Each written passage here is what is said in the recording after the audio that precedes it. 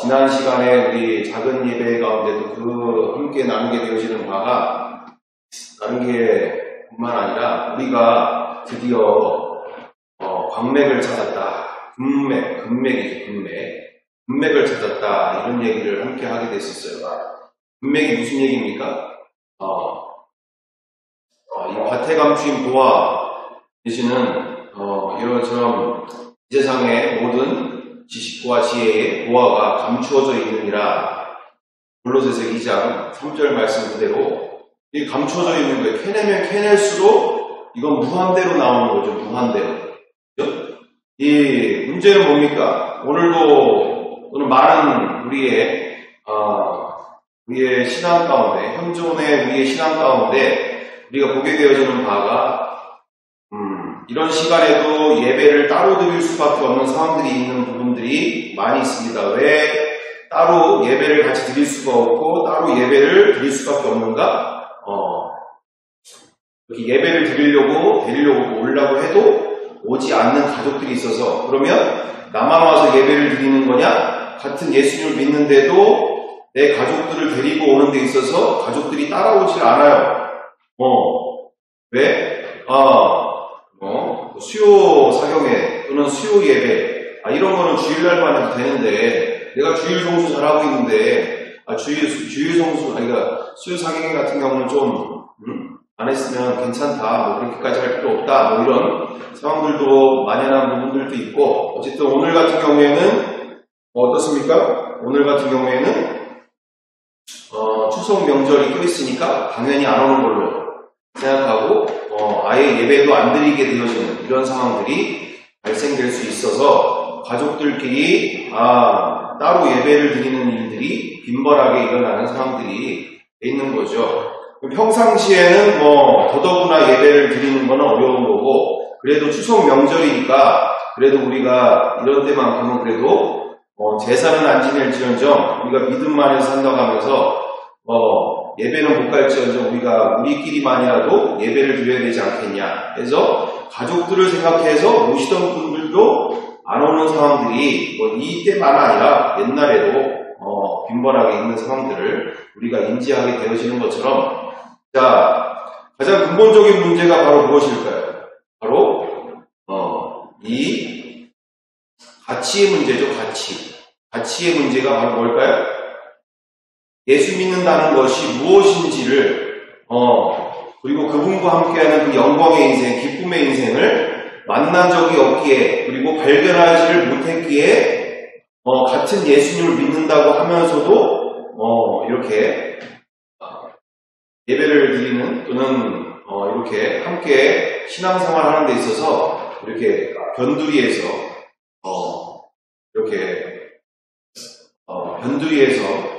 직접적으로 함께 하지 못하고 변두리에서 이렇게 하는 듯 안 하는 듯 다니는 듯 안 다니는 듯 믿는 듯 안 믿는 듯 이렇게 하시는 분들이 우리 주변에도 꽤 우리 가족들 안에서도 꽤 있게 되어진다는 것이죠.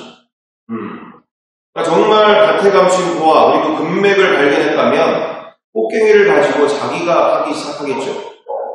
꽃갱이를 가지고 자기가 파기 시작하는 거예요.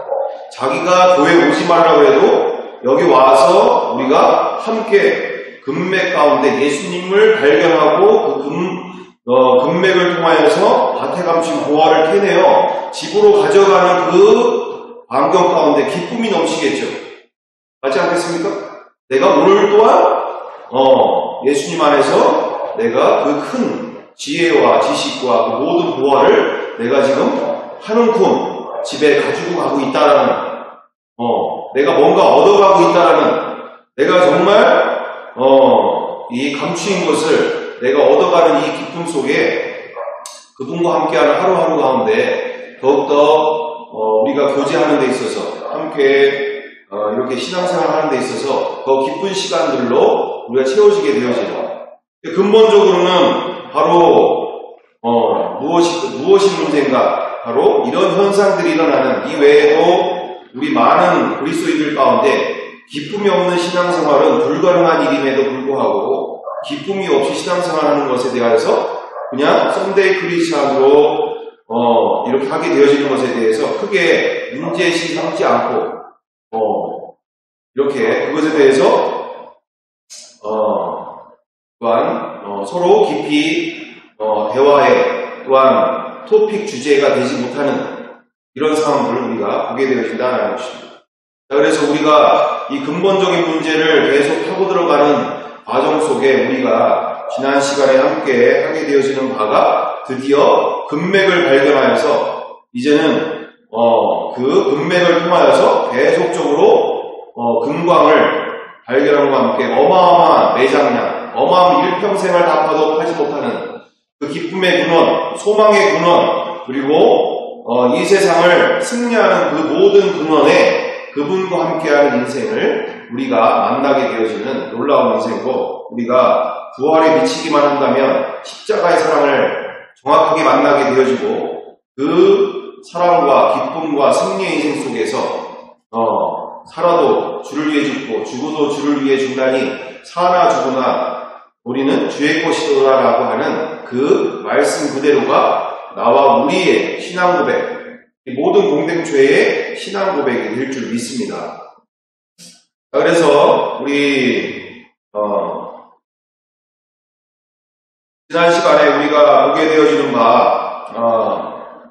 이 구원에 대하여서 우리가 함께 이야기를 하게 되어지는 개인적인 구원, 그래서 지난 시간에 우리가 개인적인 구원에 대한 뿐만 아니라 두 번째로 가장 핵심적으로 교회는 성경에서의 구원은 개인 구원에 대한 부분보다 무엇이 가장 중대한 구원으로 말하고 있습니까?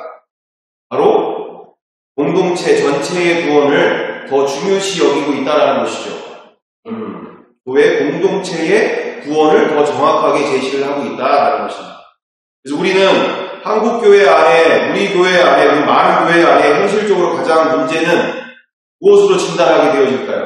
바로 개인주의 신앙들이 가장 우선시 되어져 있는 상황들이 있는 거죠. 목사님의 리더십이 곧 카리스마가 교회의 모든 주축을 이루어가고 있는, 그래서 이렇게 함께하는 교회의 주축들이 대부분이 기도 몇 시간 또는 새벽 기도 또는 모든 신앙 11조나 모든 말씀 어느 정도와 이런 모든 것들이 철두철저하게 아주 이와 같은 것을 잘하는 것을 믿음 좋은 것이다 라고 여기며 이것을 끌고 가게 되어지는 담임 목사님의 영향력이 아주 그 카리스마가 대단한 지대한 영향을 미치고 있는 것이 한국교회 그리고 많은 교회의 현장이라는 것이죠.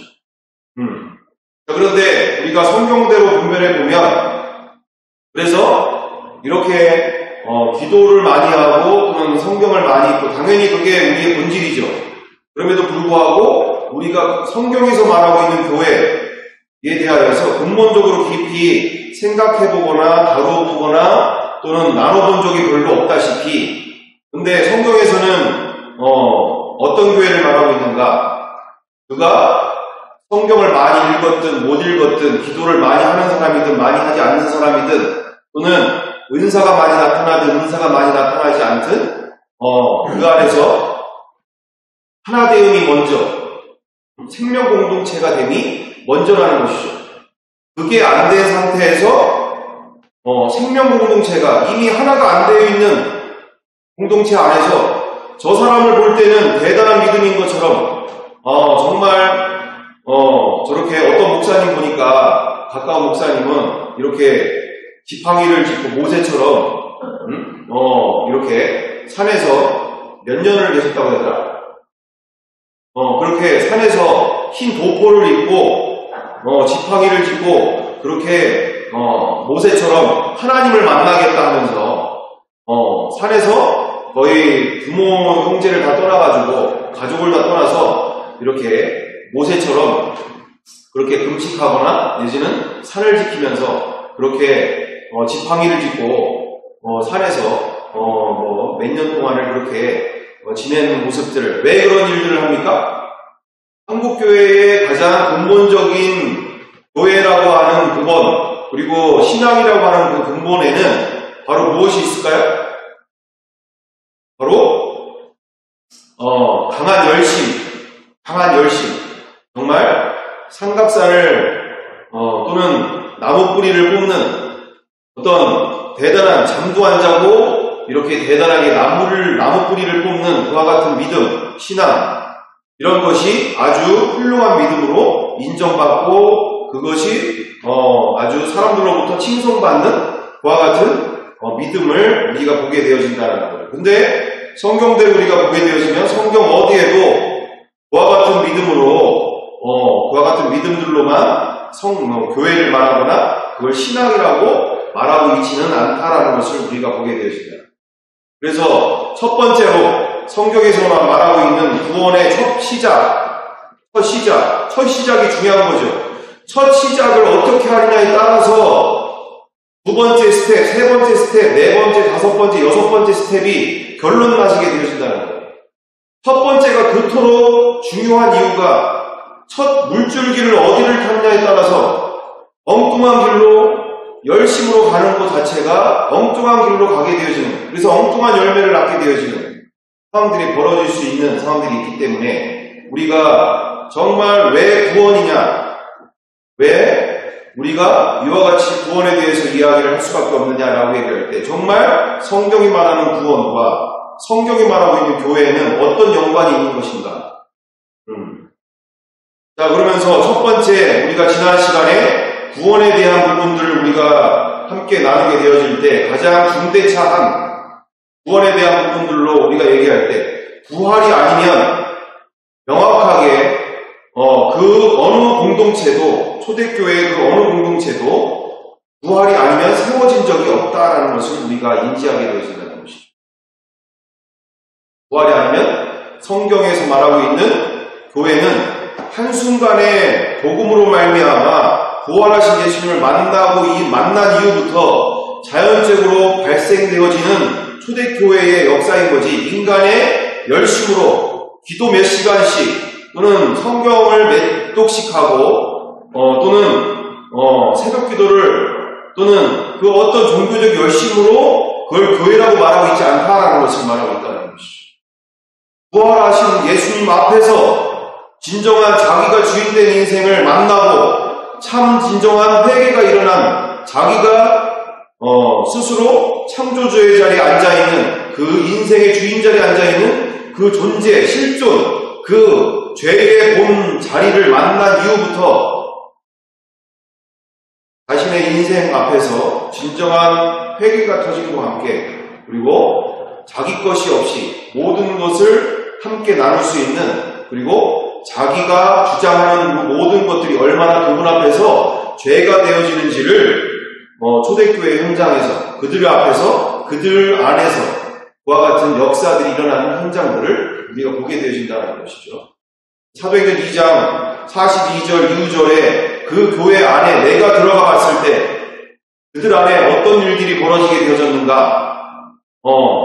그들 안에는 그 하나님을 눈으로 배워지는, 또는 부활하신 예수님을 만나게 되어지는, 메시아가 이 세상에 인간으로 오신 그리고 십자가에 죽으신 이 사건 앞에, 그 사랑 앞에서 그들에게 있어서는 내 것을 주장한다는 것 자체가 성령님께서 인정할 수 없는, 성령님께서 허락할 수 없는 일이 되어졌기에 자연스럽게 이 세상보다 크신 분이 나를 사랑하시는 그 사랑 앞에서 자기들 것을 필요한 이들에게 나눠줄 수 있는 일들이 자연스럽게 벌어질 수밖에 없는 현장들을 보게 되어진다는 것이죠. 그래서 우리가 오늘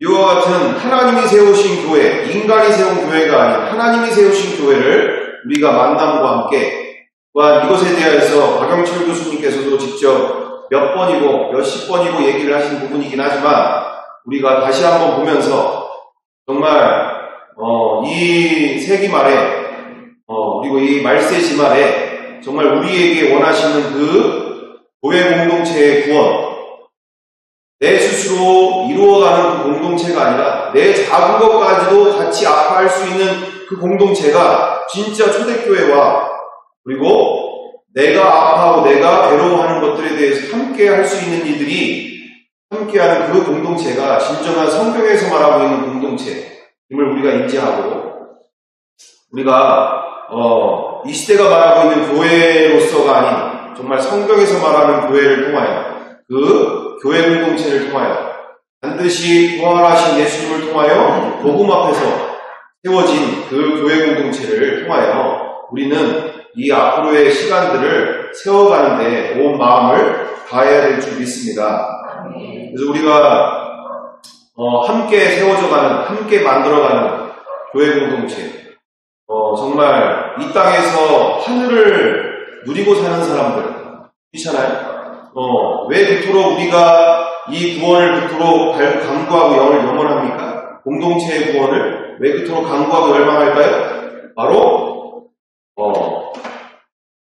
이 땅에서 하늘을 누리고 사는 사람들, 하늘나라를 누리고 사는 사람들, 정말 교회 안에서 그리고 우리 안에서 이렇게 세상에서 줄 수 없는 그 하늘나라를 누리고 사는 그 신앙, 그 믿음, 이 공동체 전체가 함께 가야 되는 이 앞으로의 시간들 속에 우리가 이 시간들을 우리가 함께 세우고 만들어 가야 될 줄 믿습니다. 그래서 이렇게 먼저 앞장서게 되어지는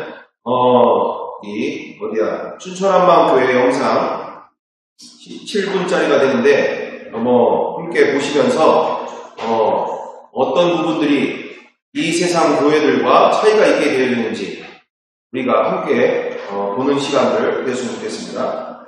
해보겠습니다.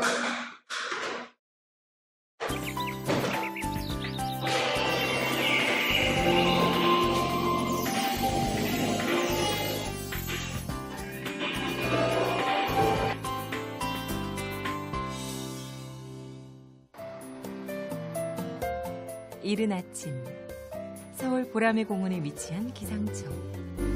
관측 정책과의 하루는 분주하게 시작된다. 오늘 일정을 체크하는 김영애 주임. 그녀의 얼굴은 오늘도 해맑음. 최근 기상의 의존도가 높아지면서 자칫 예민하고 긴장되는 업무들. 바쁜 일정 가운데서도 성실하고 진지한 가운데 언제나 환한 그녀의 얼굴이 사무실 전체를 환하게 만든다. 김영애 씨는 제가 알고 있기로 이제 약간의 장애를 갖고 있지만 항상 자기 본인이 갖고 있는 그런 남에게 줄 수 있는 기쁨, 남에게 줄 수 있는 것을 항상 찾으려고 노력을 하고 남에게 피해를 주지 않으려고 하는 그런 노력들이 너무나 아침부터 저녁까지 그 일과 중에 하는 모습을 보면 너무나 다가오는 게 있고요. 우리가 스스로 김영애 씨 얼굴을 보면, 그런 행동을 보면 본받을 것들이 너무 많다고 보여집니다.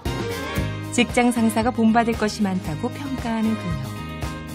무엇이 그녀를 그렇게 만들었을까?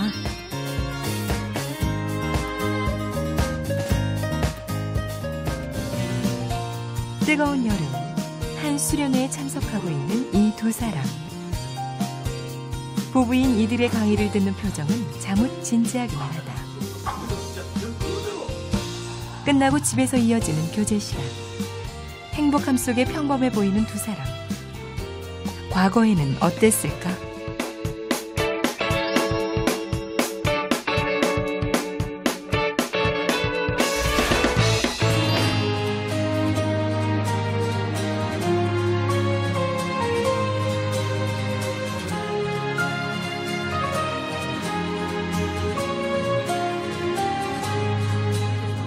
김영애 주임이 동료들과 춘천에 가고 있다. 그녀가 그곳에 가는 이유는 이렇게 같이 가게 되니까. 그러게. 함께 하시는구나. 나 같은 자에게도 함께 하시는구나. 이게 너무나 큰 확신 가운데 실제하는 게 되니까 이렇게 기쁨으로 이렇게 교회에 가게 됩니다. 그래서 춘천에 오시는 마음이 너무 설레고 너무 기뻐요.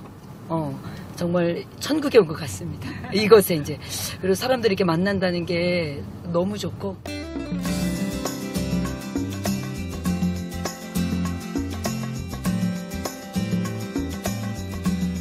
드디어 그녀가 목적지에 도착했다.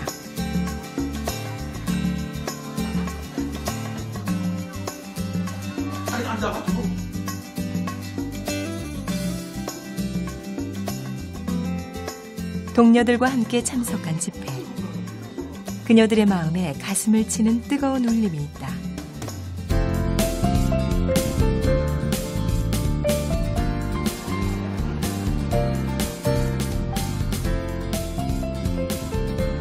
강원대학교에서 이어진 점심시간. 아침 일찍 서두른 탓에 밥맛이 꿀맛이다. 들은 내용을 화두로 다시 꿀맛 같은 강의를 곱씹고 있다. 어느새 식판을 다 비우고 잠시 차 한잔을 하기 위해 서두른다.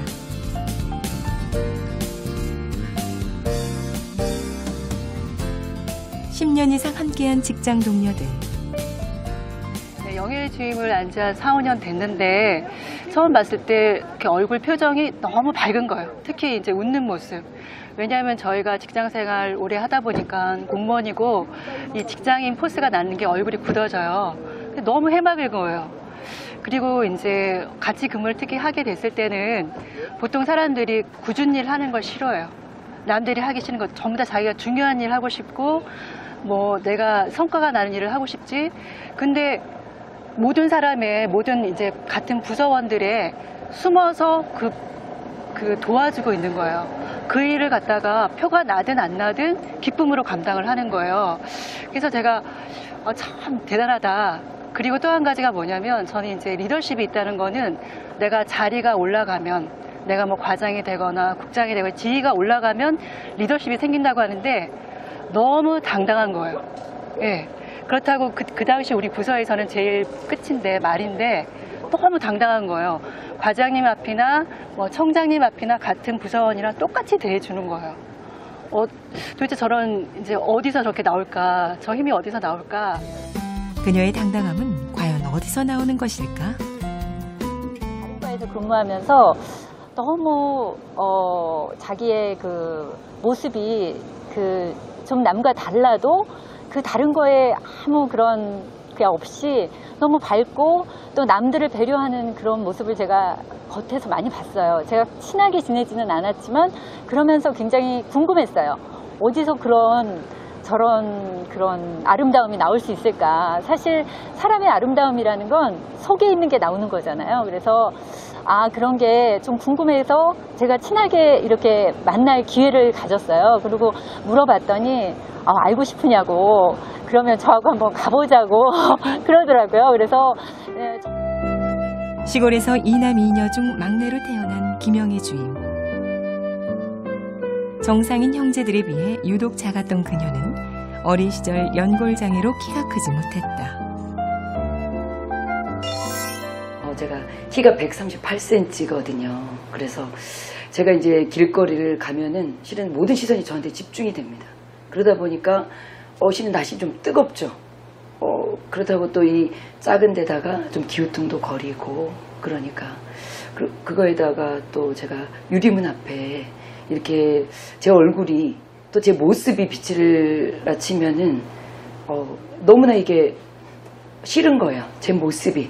그리고 왜 부모님이 나를 이렇게 정말 작게 만드셔서 이게 변화될 수 없도록 그런 내가 정말 참된 나를 그러니까 너무나 내가 소중한 존재구나. 내가 어떤 존재가 되었는지를 발견하고 나니까 너무나 살 소망이 생기더라고요. 사람을 만날 때도 이제는 사람을 의식하지 않게 되고. 그러니까 제가 세상에서 배운 게 청소년 시절부터 제가 이 조직폭력배라는 데를 들어가고요. 그러니까 그 생활로 시작을 했어요. 그러니까 세상의 전부가 그건 줄 알았어요. 그러니까 자연히 조직폭력배 생활을 하다 보니까 당연히 접하게 되는 게 술, 마약, 도박. 이거를 뭐라 그럴까 누가 시켜서가 아니고 너무 자연스럽게 나한테 접해지는 거예요. 그러니까 이게 전문지 알고 세상에서 이게 전문지 알고 세상을 산 거죠. 딴 세상에 있는 걸 모르고 이게 내가 사는 게 전부다. 그러니까 계속 이 생활을 패턴하는 건데 이 생활이 나쁘다고 생각을 하지 못했어요. 왜 나한테 맞고 남한테 피해를 안 준다고 생각하는 선에서 그러니까 죄를 진다는 생각을 못 하는 거죠. 이게 전부다. 이게 나한테는 전부다. 만족이 없었어요. 직장 생활을 해서 나에게 채워줄 수 있는 게 없더라고요. 그래서 욕심이 많았고 세상에 대한 낙이 너무 많아서 이제 돈의 욕심을 쫓다 보니까 결국 유흥 쪽으로 빠져서 어린 나이부터 마담 생활을 했었어요. 근데 이제 방탕의 끝까지 이제 성격 자체가 절제가 안 되고 생각이 나는 대로 행동을 하다 보니까 뭐 절제 못하고 결국은 그 끝이 뭐 해볼 건 다 해보고 그 끝이 결국은 이제 카지노까지 가게 돼서 많은 돈을 탕진하고. 공동체와 함께 하면서 내 옛날에 있던 그 정말 습관들이 하나하나 없어지고 정말 비시고 하니까 정말 옛날의 습관이 싹 없어진 거예요. 나도 모르게 내가 뭐 노력해서 막 한 게 아니고 공동체 안에서 지금 가정대입을 너무 진짜 기쁜 삶을 살고 있습니다. 살면서도 많이 싸우는데 그럴 때마다 옆에서 붙들어주고 다독여주고 힘이 돼주고 주 안에서 같이 가정이 지금 3년째인데 너무나 뭐 축복 가운데 회복되었습니다. 예. 큰 것을 집어넣지 않기를 원합니다. 이게 어둠 가운데 있는데 술이 좀 먹고 뭐 심정이 또 좋아진다고 해서 이들의 삶을 변화시킨 공동체. 내가 뭐라지 않습니다. 근데 그것도 없어. 배가 경주에 담배를 끊었지만 이게 내가 끊었잖아. 그들의 가족 같은 사랑. 현대 사회에 접어들면서 빠른 변화 속 물질적인 풍요로만 채울 수 없는 갖가지 문제들. 그것을 해결할 수 있는 방법은 과연 무엇일까? 모든 그 문제의 근원을 해결할 수 있는 것은 그 복음의 능력이 있거든요. 이 복음을 알게 되면은 그것에 함께하는 그 능력이 따르게 되어 있습니다. 그래서 가족 공동체가 형성되는 겁니다. 그래서 그 힘이 하나로서 뭉쳐지면서 그 안에 있는 모든 이 사람들이 문제 하나를 만약 이제 마음의 상처가 있다든가 또 병들어 있고 육체 질병이 있다든가 낙심 좌절 가운데 있는 이 모든 사람들이 일어날 수 있는 것이 가족 공동체의 그 사랑으로 치유가 될 수가 있는 거죠. 이것이 아마 가장 그 복음의 큰 능력이라고 말씀하고 싶습니다. 오늘은 공동체 가족 중 정은이의 생일.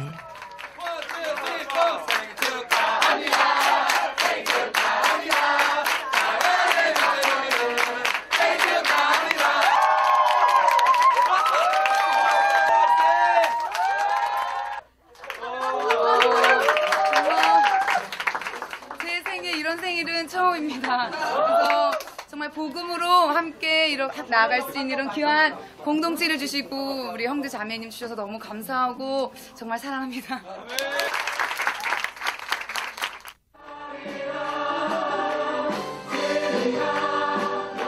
수련의 기간 내내 흘러넘치는 힘찬 찬양 소리.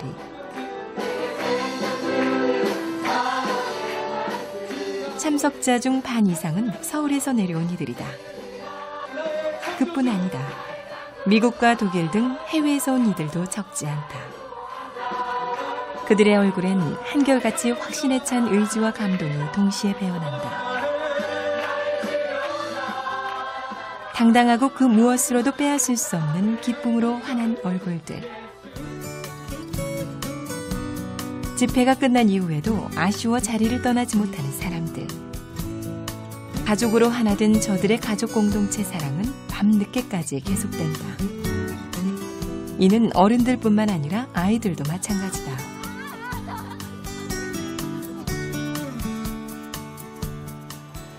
여기는 고양시에 위치한 종합운동장. 오늘 이곳에선 한중일 가나 4개국 국제여자축구 친선대회가 열린다. 이미 아침부터 대회에 참가할 각국 여자축구팀 선수들이 속속들이 도착해 몸을 풀고 있다.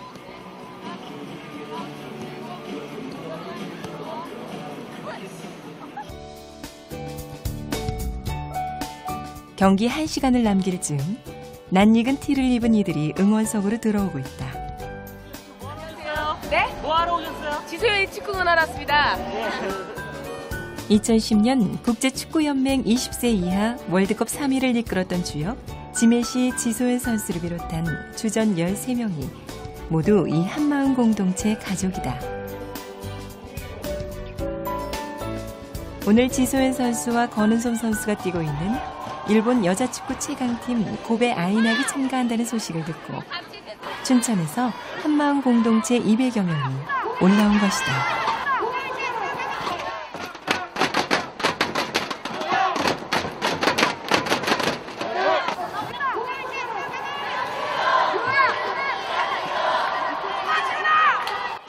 자, 앞정면까지 고베 공격, 권은솜. 자, 돌려서 코리안 커넥션 골이에요. 권은솜과 지소연 드디어 한 골을 만들어냅니다. 이것은 뭐 권은성 선수도 기가 막히게 돌면서 어시스트를 그렇죠. 했고 지소연 선수 이 슈팅도 임기응변에 아주 잘 때린 슈팅이네요. 이날 지소연 선수는 결정골을 터뜨려 이들의 열띤 응원에 보답했다.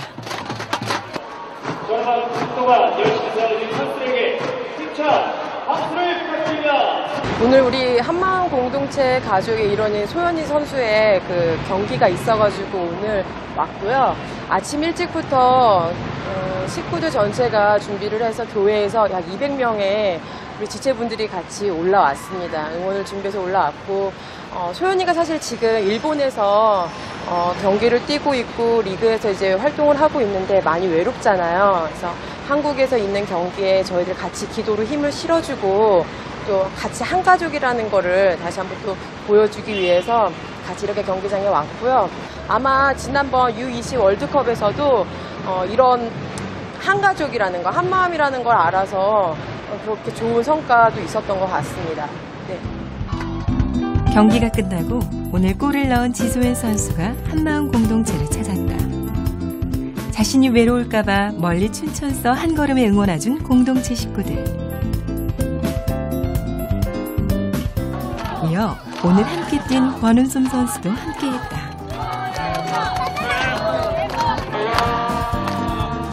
몸은 떨어져 있어도 늘 자신들을 위해 기도하는 공동체가 있음을 알기에 다시 한번 울컥하는 순간이다. 공동체가 있기에 늘 든든하다. 이렇게 응원 와주셔서 정말 감사하고요. 제가 이기든 지든 주의 이름으로 뛰어서 승리한 것 같아요. 네, 감사합니다. 네, 예수님의 한 가족인 것 같아요. 네, 감사합니다. 예수 나이죠. 복음으로 하나 된 공동체, 서로 버팀목이 되어주는 한마음 가족 공동체.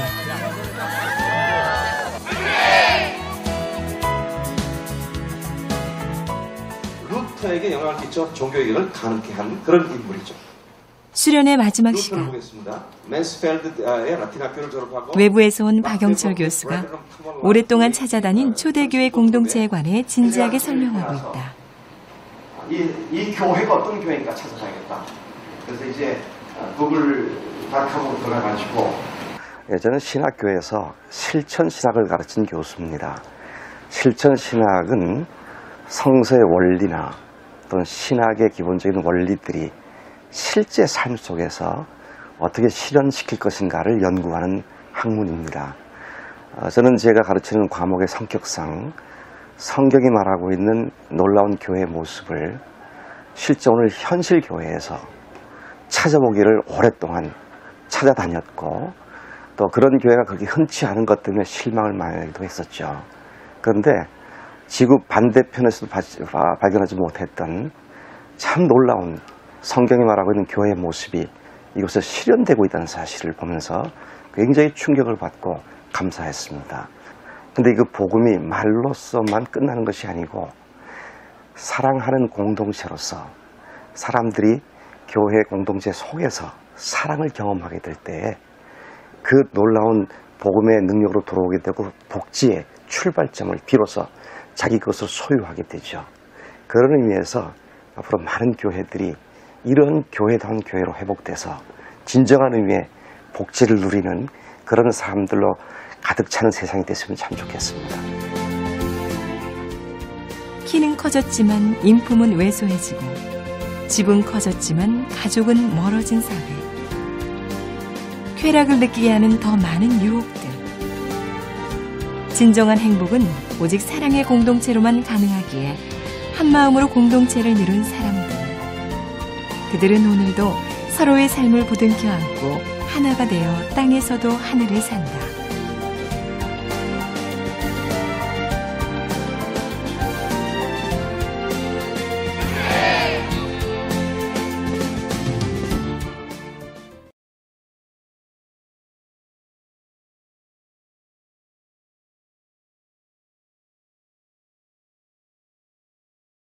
교회가 신약 성서적인 교회가 어떤 교회인지를 답을 얻게 되었고 그것이 저는 이제 셀 교회 모델이라고 하는 형태로 답을 얻게 되었었습니다.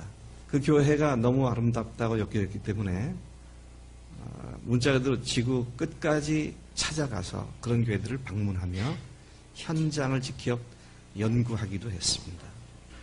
목사님을 통해서 전해진 말씀이나 여러분들이 하시는 간증이나 특별히 오늘 아침에 드린 예배나 너무너무 감격스럽고 정말 하나님께서 원하셨던 교회 모습이 이것인데 제가 지금까지 돌아다녀 본 교회 중에 이 지구상의 교회들 중에 제가 다닌 교회들 중에 다는 아니죠.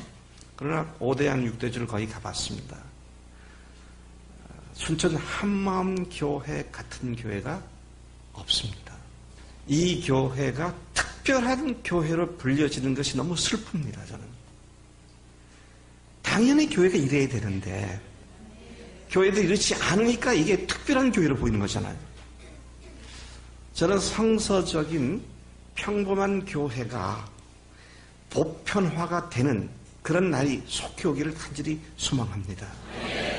그래서 정말 여러분 이 지구상에 이런 교회가 없는데요. 제가 아침 보니까 목사님이 설교를 하시다가 설교하신 말씀을 실제로 성육신화시킨 형제 자매들이 나와서 또 간증을 하고 또 간증을 하다가 또 그분들을 위해서 또 기도하고 그러다 또 목사님 다시 또 말씀을 이어가지고 나가시다가 설교를 보니까 목사님과 온 회중이 같이 하더라고요. 그래서 제가 생각해 봤습니다. 예루살렘 교회 교인들이 사도들의 가르침 받아서 교제했다. 교제할 때 무슨 교제를 했을까? 생각해 보니까요. 오늘 여러분들이 간증을 하며 교제했던 그 말씀 같이 사도 베드로님의 그 말씀을 저는 우리가 산 동네에서 이렇게 경험을 했는데 거기에서 부활하신 주님께서 당신의 모습을 드러내 주셔서 그들이 주님의 부활 증인으로 부활 증인의 대열에 참여하게 됐습니다. 그런 얘기를 들을 때 온 회중들이 아멘하며 할렐루야하며 응답하는 그런 예배가 아니겠어요? 전 그래서 이런 예배가 이 지구상에 없습니다. 이런 교회가 이 지구상에 전혀 없는지 모르겠습니다. 제가 만난 교회 중에서 없었어요. 여러분들 너무 잘 가고 계시고요. 너무 귀한 모델이 되고 계시고요. 오늘 이 교회에 와서 느끼는 감격이 저만이 아니라 참석한 모든 분들의 감격이기도 한데요. 저는 큰 기대감을 가지고 앞으로 계속 여러분과 교제하기를 원합니다. 지금 제가 보니 여러분들이 이제 제2곡선에서 상승 기류를 막 타고 올라가는 그런 상황에 와 있음을 보면서 인도네시아, 카나다, 일본, 또 홍천여중, 춘천여고 등지에서 여러분들 있는 곳에서 귀한 복음의 역사를 깊이 있고 완수하시는 모든 성도들 되시기를 계속 기도하겠습니다.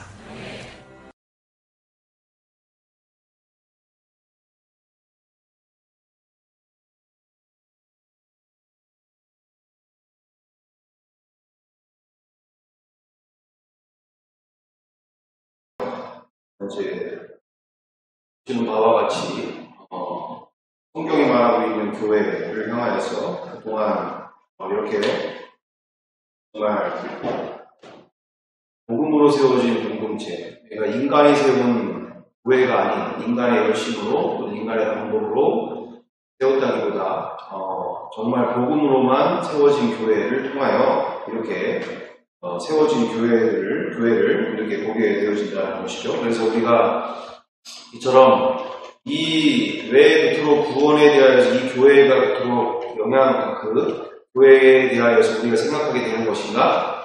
바로 그렇습니다.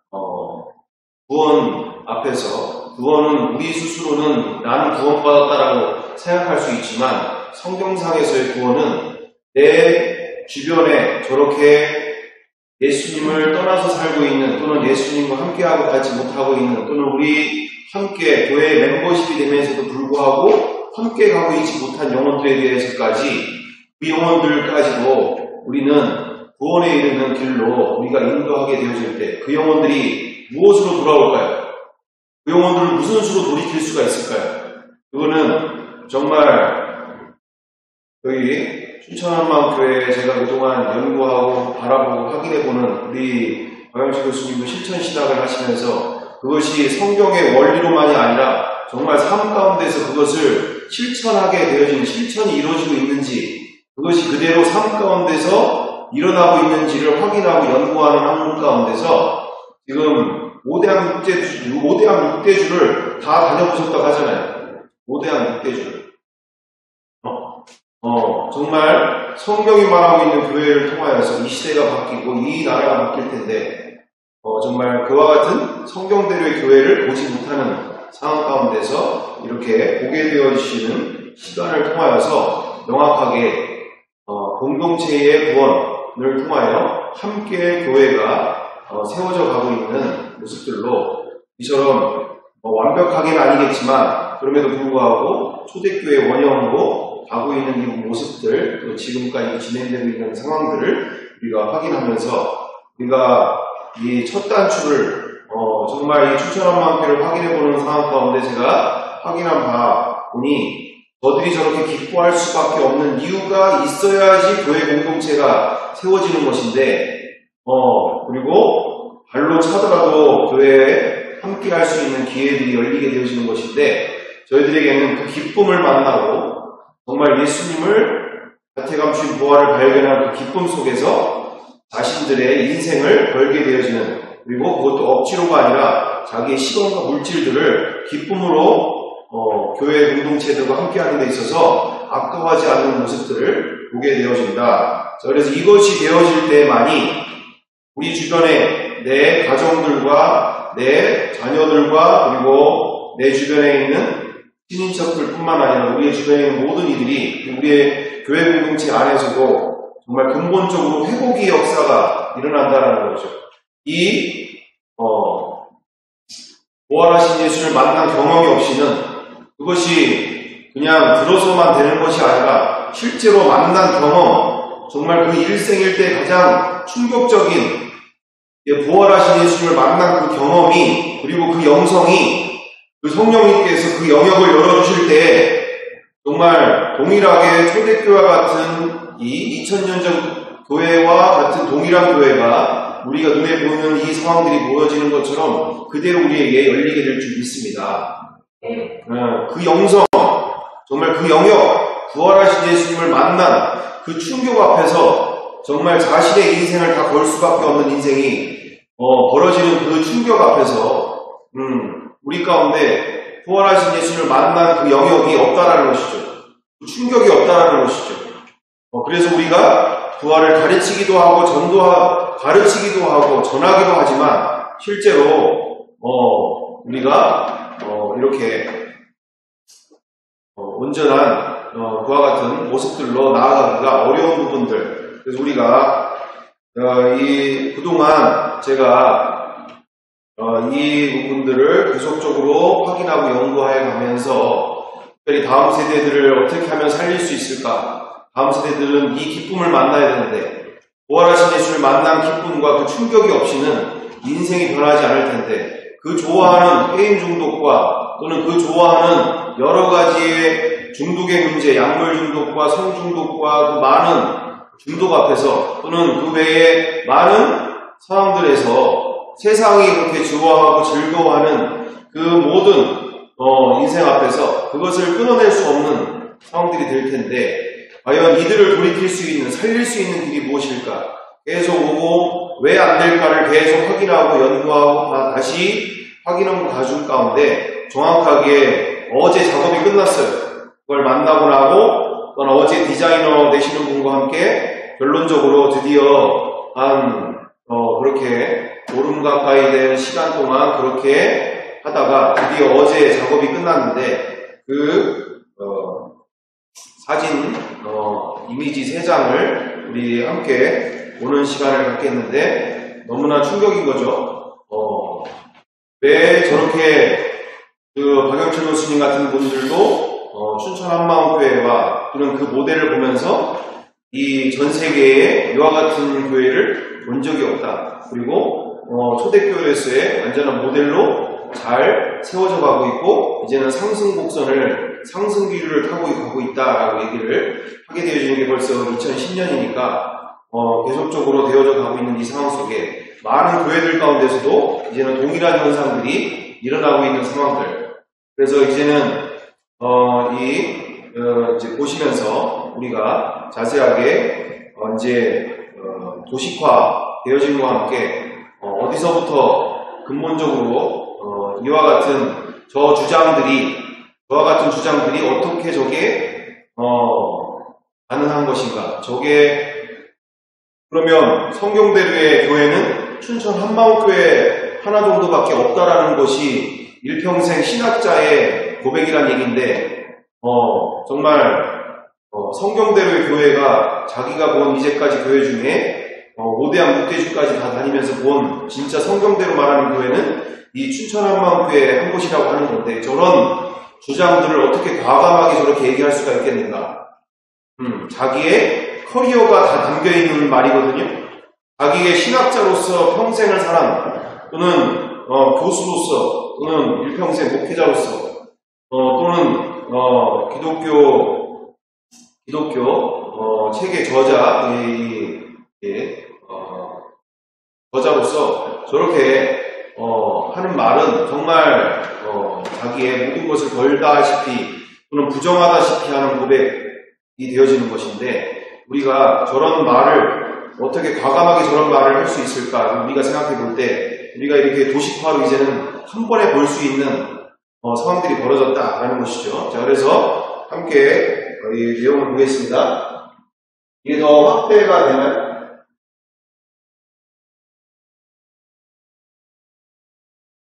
네, 맨 처음에 첫 번째 페이지가 이 시대의 수많은 한국교회 문제들의 근원에 대한 이야기를 하면서 선주교는 그 뿌리부터 지금까지가 명백한 이단이며 한국교회의 대부분도 이대로는 이단이며 모조품이다라는 부분으로 시작되어집니다. 그래서 지난 시간 보시다시피 이제 전체 내용을 밑으로 쭉 내리다 보면 얼마나 이게 정말 충격적인 말인가요? 한국교회 자체도 이대로는 이단이며 모조품이다라는 말이 충격이 있는 상황인 거죠. 그래서 쭉 내려가시다 보면 결국에는 어디에서 결과적으로 명확하게 차이가 나는 것일까요? 바로 이 보라색 라인이 바로 기독교 원래의 성경이 나오고 있는 그 뿌리라는 거죠. 그 뿌리. 성경에서 나오는 성경에 그들이 이렇게 사도행전 17장 6절에 사도행 17장 6절에 뭐라고 되어 있느냐면 천하를 어지럽게 하는 이란 말이 나오고 그리고 사도행전 24장 5절에는 전염병 같은 존재들이다 라고 얘기를 할 정도로 정말 이 복음의 능력이 정말 이 소아시아 일대부터 시작해서 이렇게 유럽에 이르기까지 그리고 전 세계로 흩어나가는 데 있어서 어마어마한 복음의 능력을 가는 곳마다 이런 무상 숭배하는 자들의 그리고 가는 곳마다 이 접신하는 자들의 또는 그 마술하는 자들의 그 모든 것들이 다 불태워지고 다 없어지고 가는 곳마다 교회가 세워지는 역사들을 그들의 신앙 가운데 그들의 믿음 가운데 정말 보게 되어지는 그래서 어마어마한 하나님의 나라가 가는 곳마다 넓혀지는 사단이 장악하고 있는 그 나라들이 하나님의 나라가 이렇게 온 세계를 정복하던 시대가 AD 바로 313년 전까지 있다라는 것을 우리가 보게 되지 않습니까? 그래서 위에 보다시피 쭉 올라가다 보면 여기 313년 그 이후에 로마 감독 교황이 이렇게 세워짐과 함께 본격적으로 타락의 길로 가게 되어짐과 함께 천주교가 이렇게 가게 되어지는 그 길을 따라서 이렇게 기독교가 그 흐름을 타고 같이 계속 진행이 되어지는 상황들이었던 거죠. 쭉 내려가시다 보면 쭉 그렇게 천주교가 가게 되어진 그 길을 따라서 콘스탄틴 대제의 그 313년에 기독교를 공식으로 인정하는 그때부터 시작하여 그 캐톨릭을 따라서 기독교가 그렇게 변질되어져 가다가 도저히 이거는 있을 수 없는 일이다. 다시 성경을 드디어 천주교 안에서 성경도 보지 못하게 만드는 그들 안에서 정말 라틴어로만 되어 있는 그 성경들 가운데 이제는 이와 같은 성경이 고급화되어지는 일반화에 대중화되어지는 인쇄술의 발달과 함께 이렇게 종교개혁이 본격적으로 그 개인 안에서 일어남과 함께 성경으로 돌아가게 되어지는 이 과정 속에 이처럼 정말 오직 복음, 오직 성경, 오직 은혜 이와 같은 종교개혁의 운동은 일어났음에도 불구하고 이처럼 거기에서 크게 변화되어지지 못한 지금의 개신교 가운데서도 이대로 계속 십자가 중심 신앙으로 가고 있는 현장들을 우리가 보게 되어진다. 자, 그래서 밑에 맨 마지막에 그러면 십자가 중심 신앙은 과연 무엇이냐? 십자가 중심 신앙 밑으로 내려가시다 보면 십자가 중심 신앙이 바로 뭡니까? 십자가에 죽은 예수님만을 강조하는 복음과 목회로 명백한 이단이 천주교와 크게 다를 바 없는 구조화되고 화석화된 복음의 능력과 그 생명력을 상실한 신앙이다. 십자가 중심 신앙으로의 계속된 이들의 성경과는 다른 상당 부분이 이단이며 진짜를 흉내낸 모조된 교회들이다. 주님께 구원들이야 당연히 있지만 이런 말세, 다음 세대들과 가정, 그리고 섬기는 교회를 살리는 것은 고사하고 이대로는 나 하나 구원받는 믿음도 어려운 신앙들이다. 그렇죠. 십자가를 중심으로 하는, 십자가를 강조하는, 그렇다고 부활을 전하거나 가르치지 않는다는 얘기가 아니죠. 포인트가 십자가 중심으로 모든 목회와 그리고 신앙이 방향이 되어져 있는 상태를 십자가 중심 신앙이다. 그래서 이렇게 기독교가 우리의 이 개신교가 이렇게 타락의 길로 갈 수밖에 없는 많은 아름다운 일이 있죠. 너무나 정말 하나님께서 귀하게 그럼에도 불구하고 이 개신교를 사용하시고 여기까지 오시는 모든 과정 속에 정말 우리에게 주신 그 놀라운 은혜들이 있습니다. 제가 그걸 다 무시하는 게 아니죠. 너무나 귀하죠. 그게 있었으니까 우리가 이렇게 여기까지 오면서 우리가 그 은혜를 더 풍성하게 누리는 상황이지 않습니까? 그럼에도 불구하고 우리는 이제 본격적으로 다음 장으로 넘어가서 다음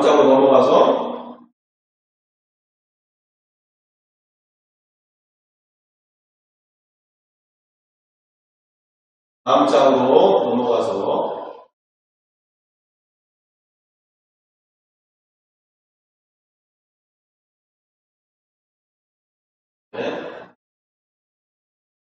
맨 위에 그렇다면 페이지 두 번째, 그렇다면 수많은 한국 교회들의 근본적인 해결과 답은 무엇일까? 2000년 전 제자들과 초대교회 성도들과 같이 원뿌리인 부활중심 신앙으로 돌아가라 뜻입니다. 이 한국교회 모든 근원의 문제는 바로 십자가 중심 신앙으로 말미암아 이렇게 자기가 주인된 죄 앞에서 정말 이렇게 살게 되어지는 자기가 여전히 주인 자리에 앉아있고 자기의 기준으로 성경을 난도질하고 있는 또는 하나님의 말씀을 자기 기준으로 생각하고 자기 기준으로 살고 있는, 그래서 자기는 열심으로 신앙생활하는 것에 대해서 이렇게 내가 열심으로 신앙생활하는 것이 성경 위에 있는 상황, 율법주의적이고 또는 자기 열심 신앙이 성경보다 말씀보다 위에 있는 신앙, 이게 근본적인 정말 가장 한국교회의 문제, 이거 모든 교회 가운데 문제가 되어지는 상황이 됐죠. 그래서 한국교회의 근본적인 해결과 답은 원뿌리인 부활중심 신앙으로 돌아가라. 부활의 증인들, 2000년 전에 부활의 증인들은 어떻게 되어졌습니까? 거짓말을 할 수 없었던 사람들이라는 거죠. 왜요? 사도행전 4장 또는 5장을 우리가 보게 되어지면 아나니와 삽비라만 봐도 성령 하나님 앞에서 자기들이 이렇게 다른 사람들이 밭을 팔아다가 사도 베드로에게 갖다가 드리면서 교회 공동체에 헌납하게 되어지는 그 상황 속에서 어떻게 해요? 아깝다는 생각 속에 다른 사람들이 칭찬 듣는 거, 칭찬을 받고 싶고 자기의 갖고 있는 밭을 다 파는 것에 대해서 다 드리는 것은 아깝고 절반만 갖춰서 절반만 드리게 되어지는 이 상황 속에서 사도 베드로 앞에 사도 베드로가 무엇을 말합니까? 아니야 이것이 다냐 라고 얘기할 때 하라고 할 때 바로 그 자리에서 성령을 속인 그 자리 앞에서 바로 이렇게 영혼이 떠나가게 되어지는, 그리고 그 다음에 오게 되어지는 파피라까지 남편을 따라서 그렇게 같이 이렇게 하루아침에 동부인이 그냥 뭐 헌금 드린 거잖아요. 우리 시대로 얘기하면 아니 내가 전부를 드리든 반을 드리든 지금 목사님이 기뻐해야 될 일이죠. 어떻게 우리 식으로 따지면 여기 지금 밭이 이게 3,000평이잖아요. 그죠? 이게 1,500평 팔으면 평당 100만 원씩 따지면 얼마입니까 이게? 얼마 계산도 안 돼? 네? 계산도 안 돼. 거의 한 150억 되는 거예요? 150억이 지금 교회에 생기면 지금 뭐 어떻게 되는 거야 이거? 우리 뭐 어떻게 해야 되는 거야? 150억이 생기면 뭐 이런 상황인 건데 전세기를 하나 비행기를 하나 갖다가 해외로 이제 직접 비행기를 띄워야 되나? 뭐 이럴 상황이잖아요, 그죠? 우리는 그렇게 그런 일이 있어도 그렇습니다. 괜찮아요. 문제 없습니다. 괜찮아요. 하나님은 충분히 다 이해하시고, 그렇죠. 그거 어려운 문제 아닙니다. 그래요. 원래 다 드리기로 하셨는데 150억 정도밖에 못 하신다고. 충분히 이해하죠. 하나님 다 이해하십니다. 사람 다 그러세요. 다 그래요. 우리는 아주 둥글게 우리는 넘어가잖아요. 그죠? 근데 이 당시에 부활의 증인들의 그 신앙 가운데는 거짓말 하나, 어떻게 해요? 하나님 면전 앞에서 거짓말 한다는 것 자체가 있을 수 없는 정말 끔찍한 생명을 거는 문제 앞에서 살았던 모습을 우리가 인지하게 되어지는 것이죠. 그래서 보시는 바와 같이 부활의 증인들이 초대교회의 원뿔이다. 원뿔이. 정말 부활하신 예수님 앞에서 이분이 하나님이심을 앞에서 정말 두렵고 떨림으로 자기의 구원을 이루게 되어지는 삶, 그리고 공동체들이 함께 정말 죄와 피 흘리기까지 싸웠던 삶, 그리고 자신들 안에서 정말 서로를 한 몸으로 대하는, 지체들을 한 생명으로 대하는 그런 공동체의 삶. 자, 그래서 우리 밑에 쭉 내려가시다 보면 왜 변질이 이렇게 되어지고 왜 이런 상태들이 되어졌습니까? 바로 거기에서 우리가 이 모조품 앞에서 우리는 이제는 다시 진품으로 가야 된다는 것이죠. 나와 우리의 삶이, 그리고 우리의 교회의 방향이 이제는 정말 방향 자체가 여기 나와 있듯이 부활중심 신앙, 그들이 갖고 있던 신앙 그대로 앞으로 개신교들이 가야 할 방향, 바로 원뿔이 그 기독교 2000년 전 그들이 만난 예수님, 그들이 만난 복음으로 돌아가야 될 줄 믿습니다. 그래서 부활중심 신앙은 어떻습니까? 부활로 십자가는 성경대로 33살 이스라엘 청년의 죽음이 아닌 모든 인류를 향한 하나님의 피값이 되고, 이 대속을 믿는 자마다 죄에서 영원한 자유와 부활의 몸으로 영생의 길이 열린다.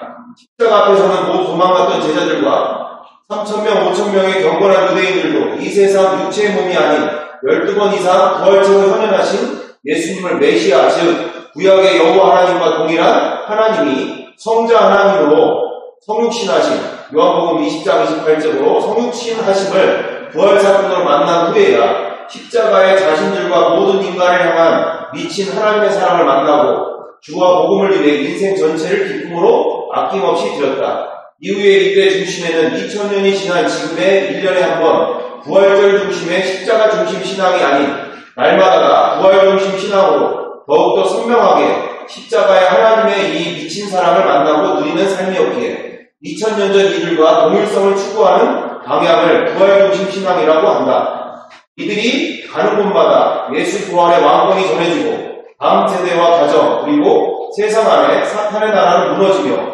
초대교회와 동일한 진짜 교회 에클레시아가 세워졌다. 자, 이와 같이 부활 중심 신앙으로 우리가 가야 되는 앞으로의 이 모든 근원의 문제는 정말 부활하신 예수님 앞에 이처럼 부활에 미친 신앙 가운데 부활이 미칠수록 무엇을 만나게 됩니까? 십자가의 하나님의 사랑을 만나게 되어지는 거죠. 부활이 선명해지면 선명해질수록, 그리고 부활이 사실이며 역사며 증거일수록 그 객관적인 하나님 앞에서의 그 믿음의 삶 속에 교회에서만의 삶이 아닌 모든 365일 24시간 그분 앞에서 객관적인 모든 인류의 주인 앞에, 이 모든 인류의 역사와 그리고 역사와 증거 앞에서 날마다 그분 앞에서 사는 두렵고 떨림의 신앙생활이, 그리고 그분 앞에서 객관적인 신앙, 객관적인 믿음 앞에서 그분 앞에서 사는 삶으로 우리가 함께 또한 그분 앞에서 감추인 보화를 기쁨으로 우리가 만나게 되는 삶을 우리가 살아갈 수 있는 줄 믿습니다. 그래서 마지막 세 번째 장 보시면, 마지막 세 번째 장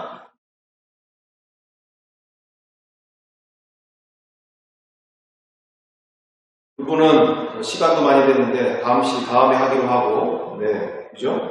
네. 일단은 여기까지 하기로 하고, 우리가 이 상황을 보면서 얼마나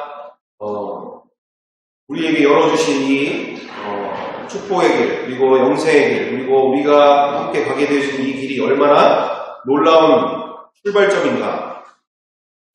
정말 앞으로의 정말 이 초대교회 2000년 전 그 교회, 정말 우리가 그토록 보고 읽고 전하곤 했지만 그 어디도 볼 수 없었던 그 초대교회로 우리의 교회들이 앞으로 갈 길이 열리고, 정말 어마어마한 그분이 함께 하시는 역사가, 그리고 그분이 함께 하시는 새로운 인생들이 우리에게 열리게 되어진다.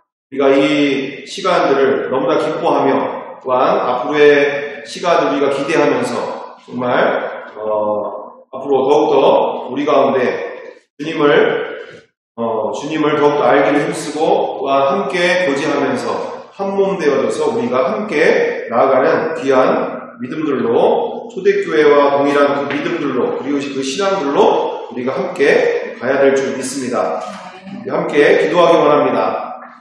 주님, 이 시간 나와 우리 가운데 역사하여 주시옵소서. 정말 이 귀한 시간들 이렇게 여기까지 인도하여 주신 놀라운 은혜 감사와 영광 올려드립니다. 우리가 더욱더 주님만 바라보기 원합니다. 승리하신 주님만 바라보기 원합니다. 정말 십자가 중심 신앙에서 이제는 과감하게 성령이 가르치고 있는 바대로 정말 부활 중심 신앙으로 우리가 달려가기 원합니다. 함께 주여 일치가 우리 기도하겠습니다. 주여! 사랑과 우리가 풍성하신 아버지, 오늘 시간 우리 가운데 주여 아버지 하나님, 이제 정말 주님이 가르치시는 그 믿음대로 나아가기